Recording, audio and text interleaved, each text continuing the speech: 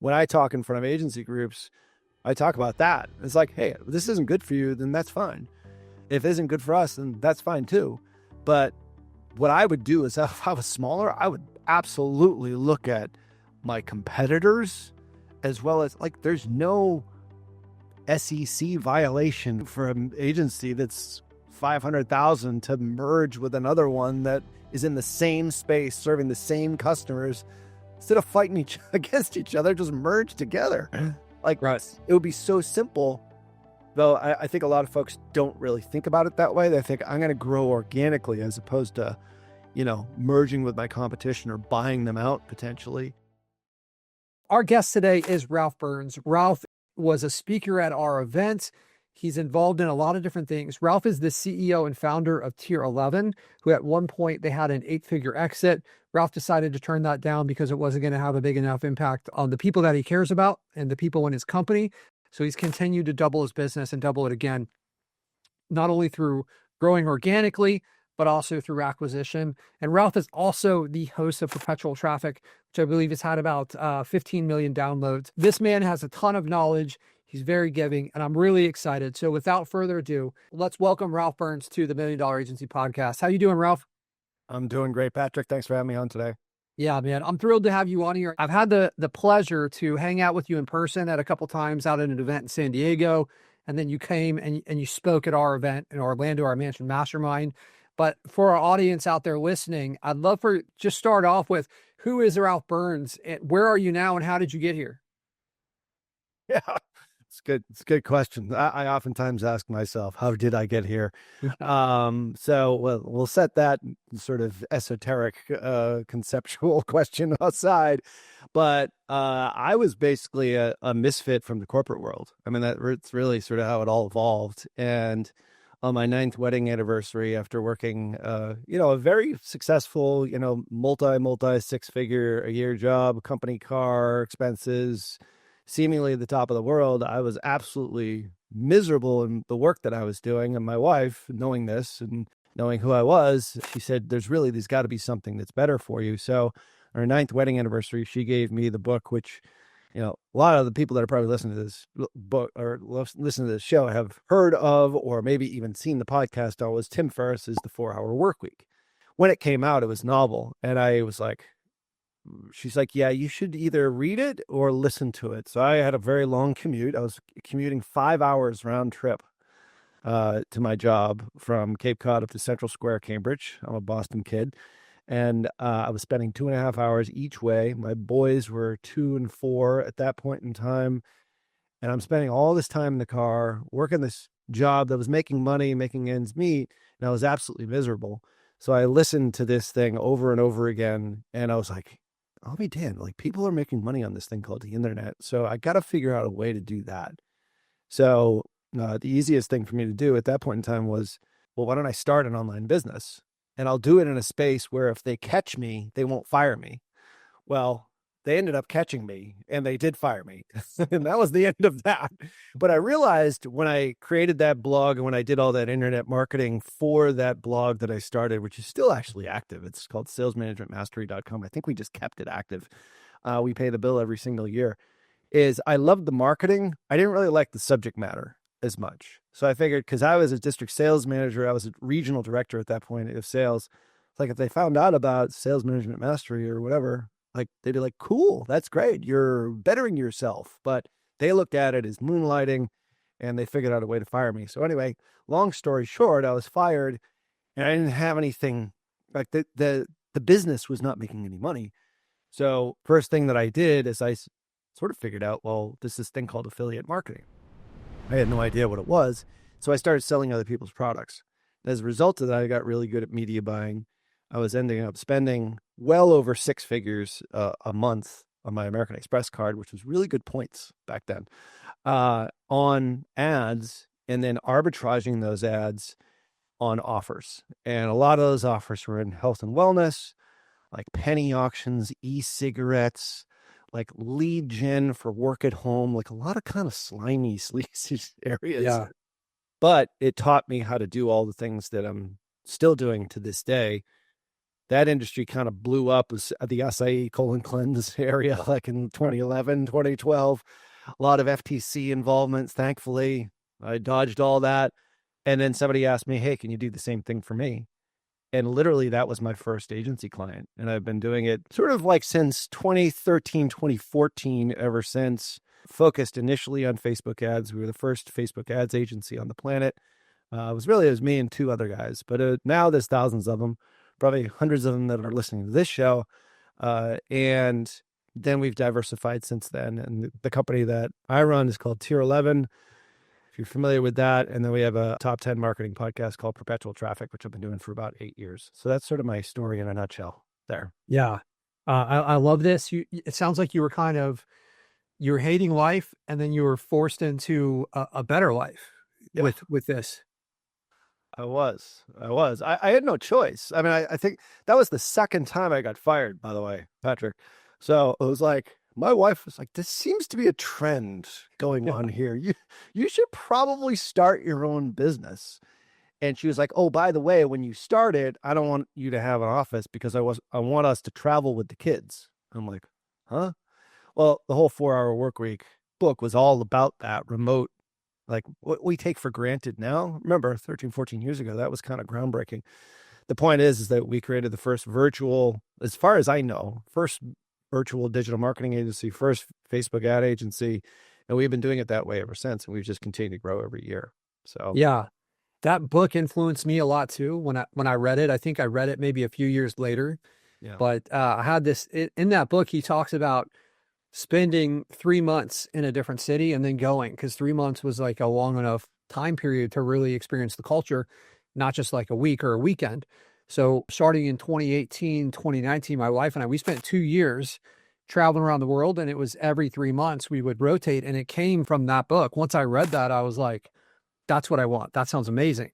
We take it for granted. But I think a lot of people that are not in this entrepreneurial space, they don't even know that it exists, or they don't think it's possible, right? There's a lot of those people, maybe people that you used to work with, that are still taking the train, doing 2-hour commute, and that's just their life. And I mean, it's like, that sounds awful. And that's part of, like, I think the attraction for agency owners is the possibility of being a digital nomad, or maybe it's just personal freedom and working from home, living life on your own terms, right? That's the dream. Yeah. Yeah, I totally agree. I mean, our goal, my wife's, subterfuge there was like, get a virtual job, work virtually so we can rent an RV and travel cross country, which I thought was sort of a joke. But she ended up going out and buying the RV, and we ended up doing it for 1.5 years. And that's what we did when my kids were like, 8 and 10. And it was great. And I could do my job as a result of that. It didn't matter where I was, as long as we had like an internet signal or a hotspot way back then. And that's the beauty of doing this work, is that you can do it that way. The biggest question that was always on my mind, and a lot of the folks that I was being advised by at that point in time, is the challenge of, can you create a culture with a virtual organization? And a lot of people at that point said, there's no way that you can. Well, we've proved that you can.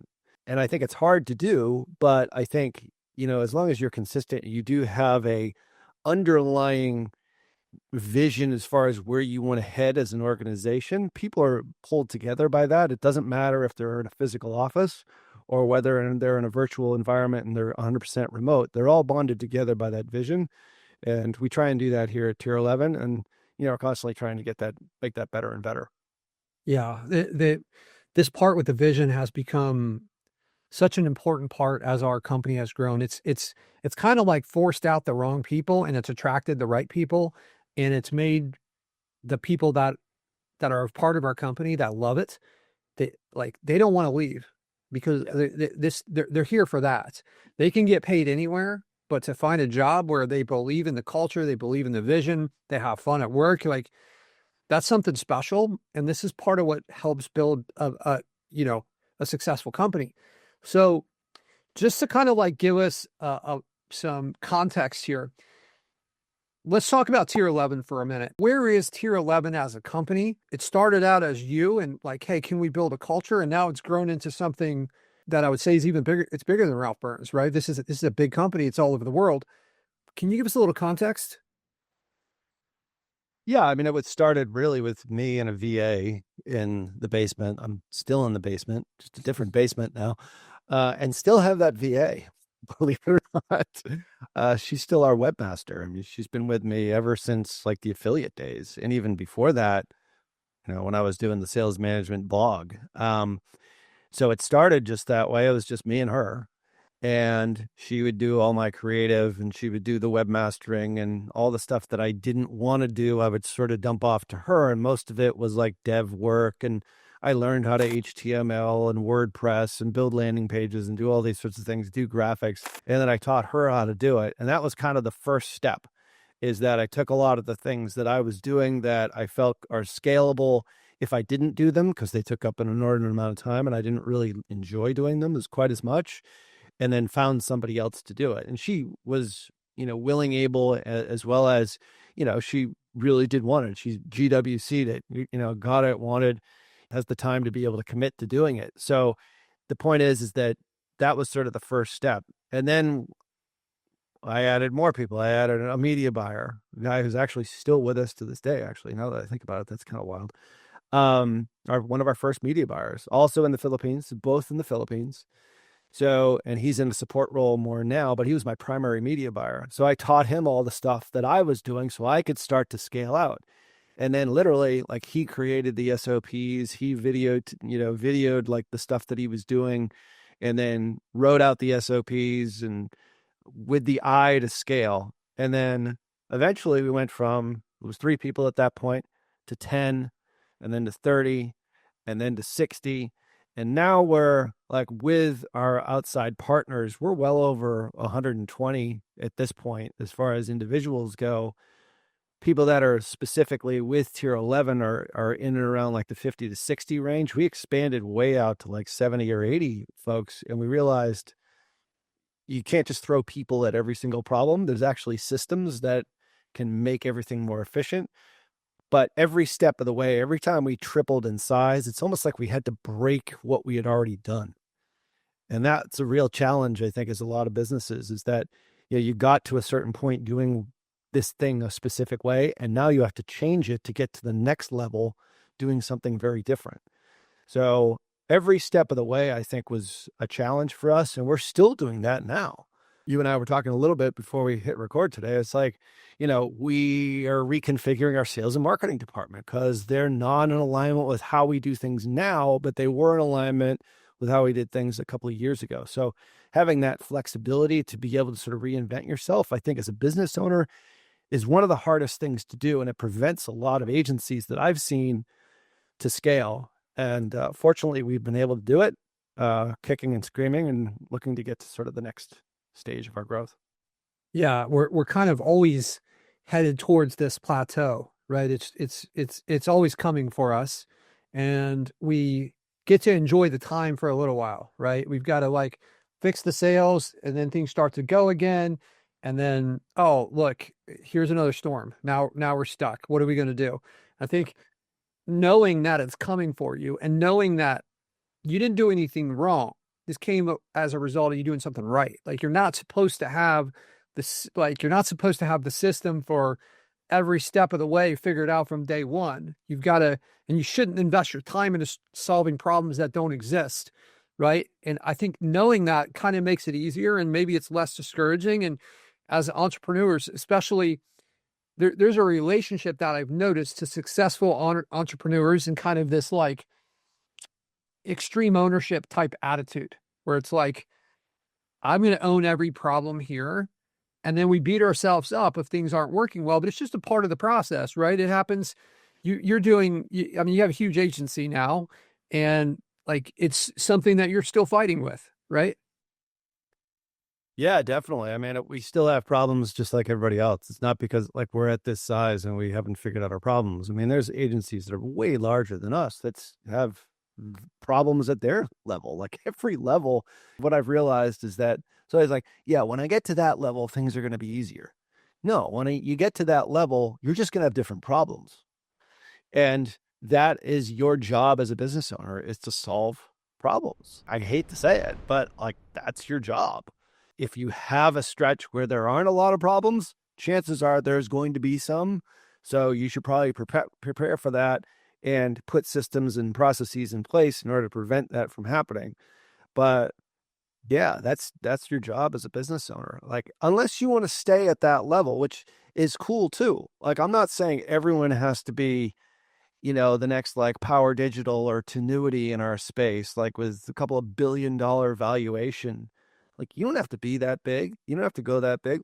If you're happy with being $1 million agency and you've got a great life and a great lifestyle, have at it. That's just not who I am. I find that, once I got to that $1 million level, people that came on wanted to grow and be a part of something greater. And they wanted to get to the 3 million level, and then the 10 million level, and then the 30, and then the 100, and then a 200. And it's all of that creates opportunity for the people that you have. If it's a lifestyle business, you better let your people know that that is a lifestyle business, because Right. chances are most people want to either scale the ladder within an organization, or at least sort of scale the lattice, which is like go horizontal or say up, maybe down, learn new skills. That's sort of the thing that a lot of the Gen Zers kind of need right now. We've certainly noticed that, and millennials just in general. The point is like you have to keep growing in order to not only stay ahead of the competition, but also to retain and attract the best people too. So that's Right. why we grow. And plus, it's just sort of in my nature.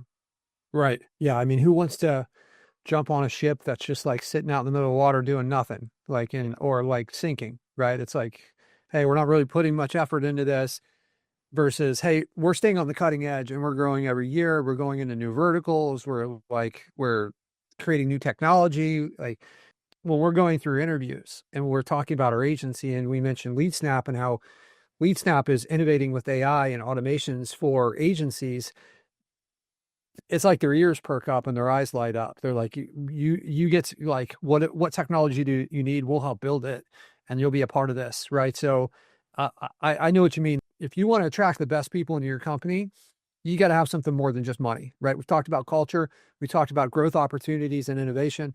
So, Ralph, you have this story that you've told that I would love for the audience to hear, and you had got your business to a point where you were gonna, hey, I'm cashing out. I'm moving on. You got an amazing offer. You pulled the offer off the table and you said, hey, I want to do something bigger with my life. And I want to make, I think it was 29 millionaires or something like this within your company, if I'm remembering it right. Can you give us a little bit of that?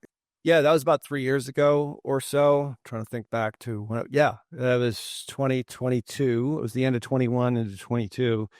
And if people who are listening remember 2021, especially in the Meta platform, which was Facebook. Now it's Meta. It was a dumpster fire. It was. This is when iOS 14 hit, and I was just tired. I was just tired of getting battered around, and beaten up, and I'm stressed out, and clients are coming and going, and our churn rate was just through the roof. Meta didn't really have a plan, or Facebook really didn't have a plan, and I was just kind of sick of it.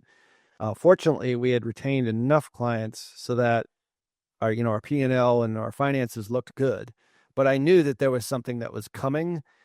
I didn't quite know what. So as a result of that, I fielded a couple of calls from some of those people that probably anyone who's listening to this show and is an agency has probably gotten either email or a text or a phone call, somebody looking to acquire smaller agencies and pull them into a larger, either a strategic, which is like a big brand like a Power Digital, then you become an arm of that company, or financial, meaning private equity groups, which basically have gazillions of dollars at their disposal, and then they buy you and then help you grow and then turn over in 3 to 5 years and they get their returns. So anyway, so the point is like those kind of solicitations happen all the time. So anyway, so I got an offer. It was 12.5 million, and it was great. It was like 8.5 up front, and then a $4 million earnout with some equity.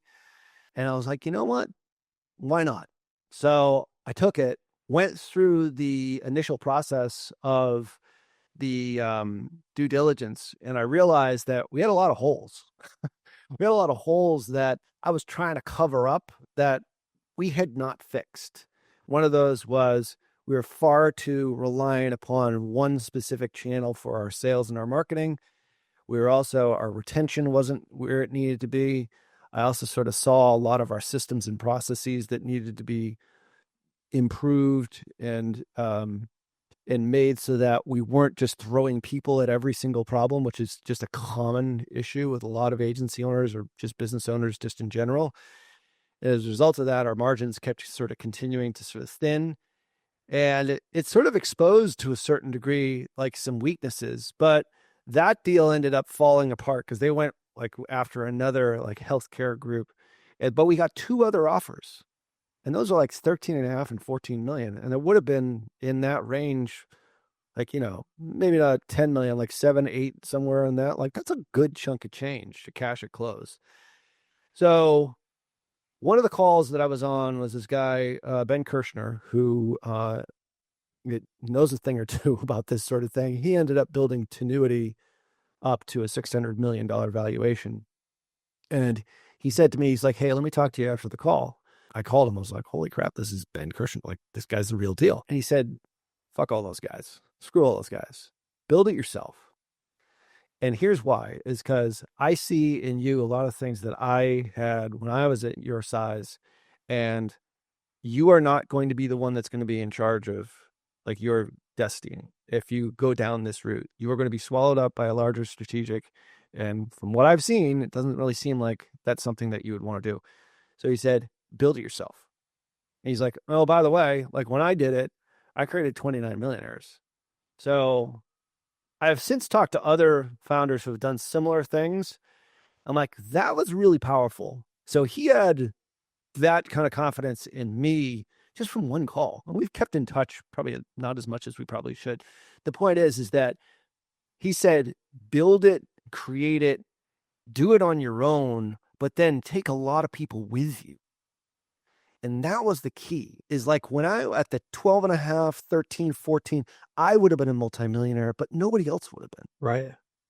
And I'm like, who do I play golf with? What do I like? I got all this money, but would I really be happy? What I'm really happy doing is building something great. So we doubled down on Ben's advice and built it ourselves. And that's what we're doing right now. We're doing it through, organic acquisition, through new customers, just through our channels, outreach, but also we're doing it through mergers and acquisitions with other agencies. And that's sort of the plan that we've been on for the last 2.5, 3 years. Yeah, I love this. It really shows where your heart is. And you start to think about, you mentioned earlier, you have this VA that's your webmaster that's been there since the beginning. It's like, what happens to her? Maybe she gets a, is it a female? I feel like it was a female. Yeah. Yep, it was. Maybe she gets a big one-time check or something as a bonus, but Sure. Probably going to have to go back to work, right? Even though she's been there almost since their beginning. And to kind of like pull your chips off the table and be like, no, I'm going to turn this into something bigger. I love this. And I just want to give a framework so people understanding what determines the valuation of a company that is between 12 and 14 million. Like how do they know that that's the number? At its most basic form, it's EBITDA, which is basically earnings before interest, taxes, depreciation, amortization. It's basically all the stuff you have left after all your expenses, which is your net profit, plus your add backs of things like owner expenses. Like every owner expenses certain things like, car expenses or whatever. So it's that number that drives a lot of the valuation. Now there's multiple factors in addition to that. And if my CFO was listening, he's like, it's not that simple. It's additional value. Simplify it, Ralph. Come on. But for this podcast, let's just keep it on that. It's your earnings. And then it's a multiple of those earnings. And the larger those earnings are, typically the larger the multiple. And so for us, we're at, I think at that point, like 1.7 million on EBITDA. And we got like generally speaking, in and around like the 8 area. I'd have to go back and do the math, but it depended on sort of how they calculated it. But in essence, it was like a 7 or an 8 multiple, which now today, a company that size in the agency space might not get that multiple. You might get a 6 or a 7. So it's basically whatever your EBITDA is, like if it's $100,000, well, It depends on the size too. So we were at that size where you could get a 6 to an 8.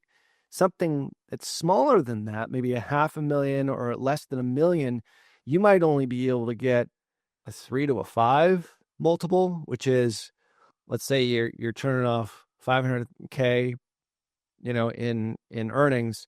You might only get 1.5 million at a 3, or maybe my math is right, 2.5 million at a 5. So it depends on the value, the intrinsic value. I'm hearing my CFO in my head right now. It's the intrinsic value, Ralph. It's like, what do you do differently than everybody else? And that's a key. Do you have IP? Do you have all these other things? What's your churn rate? All these other things. But simple terms, that's what we got. We never went to the closing. So would it have been whittled down a little bit? Probably. But the cash at close wouldn't have been. It would have been the earnout side of it, which, if you're thinking about taking one of those calls, like, those are the numbers that you really care about, because those, like, the cash at close is the number that you definitely 100% keep. So, right. There's a lot of ways to lose the earnout, right? It's like 100%. Yeah. Is it kind of like the insurance companies where they're going to try to evade paying the insurance as any way they can? Is it that kind of vibe when you're going through the earnout? I haven't gone through it all the way, but I have friends who have. And fortunately, because we looked at it, so we shopped ourselves not to hundreds or dozens of strategic buyers, but probably about a dozen, I would say, is that there are ways in which, let's say, hey, if you get to this level of earnings in your first year with us, if you only hit this metric, you get this number. There's always ways to negotiate. Hey, if it's 90% of that number, 80% of that number, let's say 90%, you get a little bit less. If it's 80%, you get a little bit less. So there are ways in which to structure the earnout, and that's what a good broker and a good lawyer will help you with. We would have baked that into the cake. It wouldn't have been an all or nothing kind of thing, but the smaller you are, the less leverage you have. We're in that area where we were like, 1.5, 1 to 7. So we didn't have that much leverage. All of a sudden, when you're getting into like the 3 to 4 to 5 million EBITDA, which maybe to some of your listeners is like, I can't even think that big. It's like you have more leverage. So it's all about leverage with these folks, because they're the ones that are cutting the checks. So I don't know if that answers your question or not, but there are ways to get around it. It's never an all or nothing on the earnout. If it is an all or nothing, I would negotiate that as hard as possible. Right. Yeah. I wanted to highlight this idea of the uncertainty around the stuff that you don't get at close, because I think somebody sells their company for $12 million, you get 8 at close, and then I'm going to get 4 over time. Well, maybe not. Maybe you don't get any more money, right? There's like, that's possible. Yeah. Yeah. So I think that needs to be made more clear from these conversations. So you've gone into the acquisition part of this. And when I first heard this, I thought the combination of the fact that you get more money based on how much your EBITDA is. So as that EBITDA goes up, the multiplier goes up. It seems like you could collect some smaller agencies, and then what started out small, because like when they're added on to the original agency, all of a sudden we're in a new multiplier. So you're like, kind of the sum of the parts is worth more than them individually. 100%. Yeah. I mean, I think in that presentation I showed, it's like, you reach a certain level, you either, you can sell outright. You can just continue doing what you're doing and kind of blow things up and figure out how to get past that plateau that you're at, or you potentially merge with other companies. So if you are very good at Facebook ads or Meta ads or TikTok, and then there's another agency that's in your same space, instead of them being competitors or maybe referral partners, talk to them about combining forces. All of a sudden, you take 2 companies with $250,000 in EBITDA, all of a sudden you're at 500. You're on your way. And then maybe add a social media marketing agency, and then a design agency, and then maybe a content marketing, SEO, like network. And that's why groups like yours are so important. It's like, start thinking like that. You don't necessarily have to do all the growing yourself. Now, the flip side of that is that you then get a partner. So if you're smaller and you're grouping together and you're trying to create your own conglomerate together, I think it's a super smart way to go. That's how I would do it. Right now, what we do is we look for areas of expertise that we want to be the best in the world at, but also they're in demand based upon our current user base, or our current customer base, our current prospect base, and then we add those in. So we added a Google agency this past year. And most of this is like stock in most cases, because we're all shooting for the big goal of everyone becoming a multimillionaire, right? At the big goal of like 100 million valuation, all that sort of stuff. So we added a Google agency. We merged with a creative agency. And with that, we kind of secondarily got a social media marketing and email agency, which was great, like all in 1 year. So, Yeah. and I know some companies like, I don't know if I necessarily believe it, but there's other larger agencies that say that they acquire like 20 agencies in a year. I think most of that's bullshit. But anyway, the point is like you can do this so that you're not spending a whole lot of money cash out of pocket, because you're all kind of going for the same thing. And that's the big thing. And when I talk in front of agency groups, I talk about that. It's like, hey, if this isn't good for you, then that's fine. If it isn't good for us, then that's fine too. But what I would do is if I was smaller, I would absolutely look at my competitors, as well as like there's no SEC violation for an agency that's 500,000 to merge with another one that is in the same space serving the same customers. Instead of fighting against each other, just merge together. Like, Right. it would be so simple.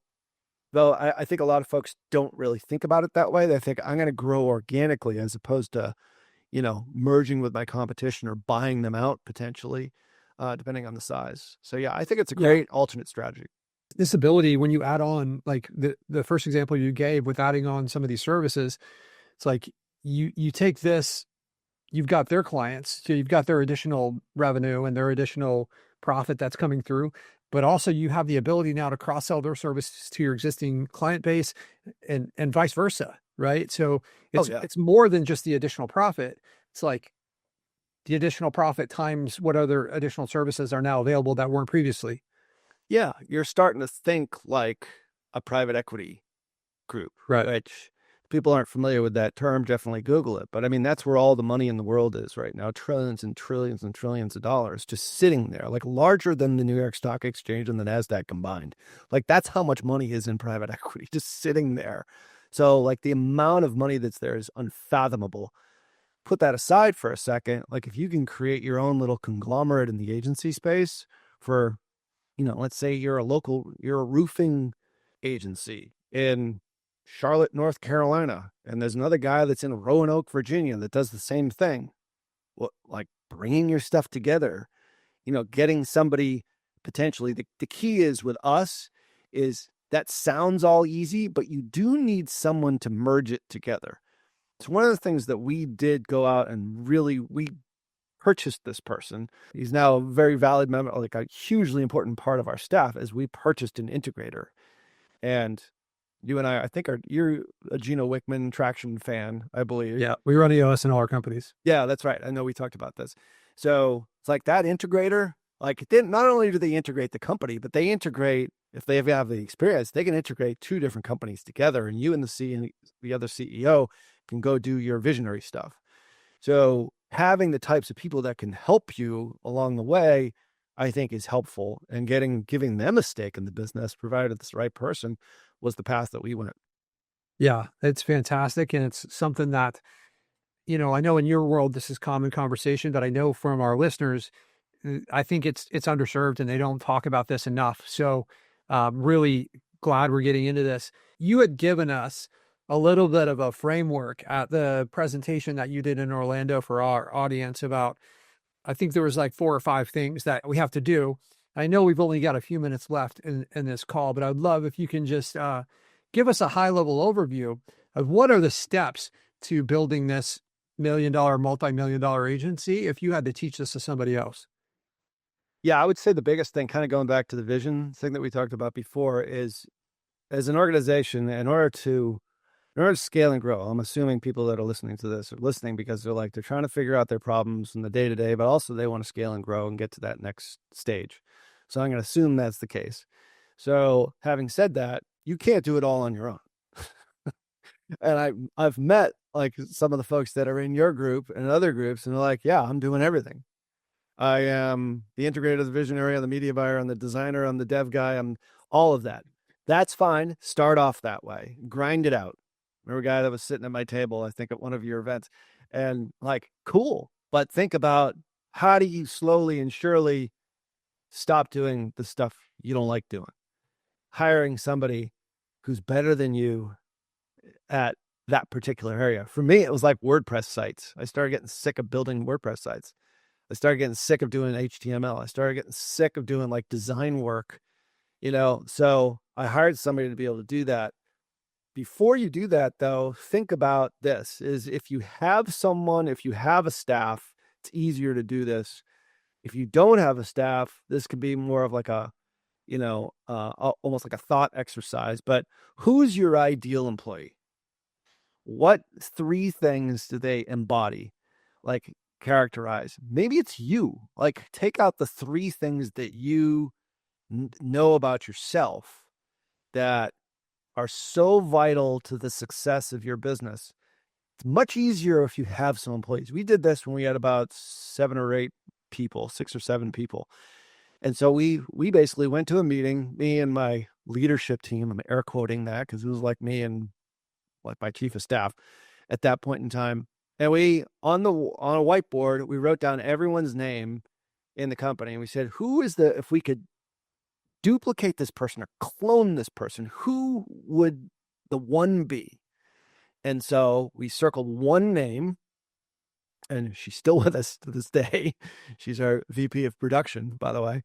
And like, if we get more of her, like, what will we have to hire for? What will we have to look for? So we wrote down all the characteristics, like 15 different things, and we highlighted like the 3 to 4, I think it was 3 most important characteristics. And if I recall, it was 4. It was humble, hungry, smart, and marketing IQ.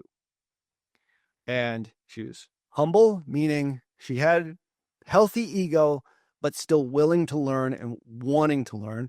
Hungry, more so than ever, just this drive to succeed and get better and be the best in the world that she could be. Smart really meant EIQ, like emotional intelligence, picking up on nonverbal cues. It's like, I kind of know when you need to kind of get going here because you're starting to get a little antsy, or you start to like add in. It's like, how do you figure out that nonverbal stuff? Right. And last but not least, marketing IQ. Do you understand the marketing like world? We wrote that down, and those became our core values. And those core values are what we hired for. And I think nobody does this because they're like, oh, I need somebody to do this. It's like, you don't need someone. You need the right someone. Right. Who is that someone? What core values do you embody as an organization that will get the result that you want? And do this exercise. And EOS does this a bit, but I'm giving you the sort of simplified version. And I would say if you can do that and then hire the people for all the jobs that you hate doing that are better and they're ultimately better than you, that's your first step to success and scale. Yeah. I wish I would have heard this a long time ago, but we didn't really start doing this until a while into EOS. Like EOS says to do this, and it kind of felt like a platitude of some sort, or like, hey, here's a plaque with our mission and vision on it. It took us a while before we started living by it. I mean, like 2 of our core values are very similar. So we have humble confidence is one of them, and growth mindset, just kind of like that hunger piece. Yeah. But now, like, we're ready to fire if you're not meeting those things. It can be contagious. And we look for that as a part of our hiring process. We make this a part of the interview process. This is what we're hiring on, among other things, right? So I think it shapes your whole culture, and we don't realize the impact these people's attitudes and principles, and they're with them at every moment of every day, and they're in your company with those attitudes, and it's like it has a huge impact on their trajectory, and that is going to influence your company. And if they're not there and they're not correct, the whole company suffers. And then you've got to like get rid of somebody. So it's this idea of like hiring slow and firing fast. you start to realize the costs for not doing that at some point, especially as you scale. And it can be the reason you don't scale if you don't have the right people on your team. Yeah. No, I couldn't agree more. You think about that, and this is how you actually create culture. Because when you're around people, like think about like your wife or like my wife and I are very different, but we have the same core values. Right. Yeah. 100%. She is messy. I'm clean. I'm like they were so, she loves reading books. I like watching movies. They like, we're so opposite, but what we bring together is like our core values are the same. And that's what's kept our marriage strong for 25 years. To create a business, it's altogether the same. So you find out what those 3 things or 4 things or 5 things, we have 5 things now. And then you bring all those people together, they're immediately going to bond over that. And then that creates culture. And then from that, then you set your vision. So I think the core values are first. Vision is a whole other thing. But I would say how you do the things that in order to scale, you hire the right people for the job, but also in turn, because you're hiring the right people with all the same core values, then you create a great culture. And Right. that's something people really latch onto. Right. They're all tied together, and getting the right people becomes easier when you have a great culture. People are going to want to work for a company that has an amazing vision, as we talked about earlier a little bit. So we've got those parts and pieces. Are there any other kind of quick, these would be the things that I would make sure is true as I scale my company? I think there was a couple more pieces to that framework you had. Yeah. The other one is like I think we use a lot of the same tools now, but I would say the thing that really helped us grow is, I referred to it a little bit before with Vlad, who's still one of our media buyers. When we came up with some new system or some new methodology, I would have him create the SOP for it, or the standard operating procedure, or the framework for it as he did it. So I would teach it to him, and then I would have like one-on-one calls with him, and then he would go do it. And he said, as you're doing it, write down everything that you did. Then eventually it became videos, and then we had those videos transcribed. And now with AI, it's super simple. Right. Like, this is way easier. So if you have a unique process, you have a unique mechanism in your agency. And I use that term unique mechanism because that's a Eugene Schwartz terminology and very, very important for you to have a unique mechanism when you enter the market. Like, what do you do better than anybody else? What do you do that's specific to you that no one else has? So document those processes. And, obviously if you're hiring contractors, make sure that, you have some writing in those contracts so that they don't steal your stuff and go do something else without some kind of penalty. So don't be stupid about it. The point is create those with the eye towards the future, because if it's you doing all of it, maybe it's you as a solopreneur. Maybe there's some solopreneurs here that are agency owners. They're like, all right, I am working 90 hours a week. How do I get out of this? Well, the first thing is start thinking about your core values. Sure. Secondly, once you hire that person, what are they going to do?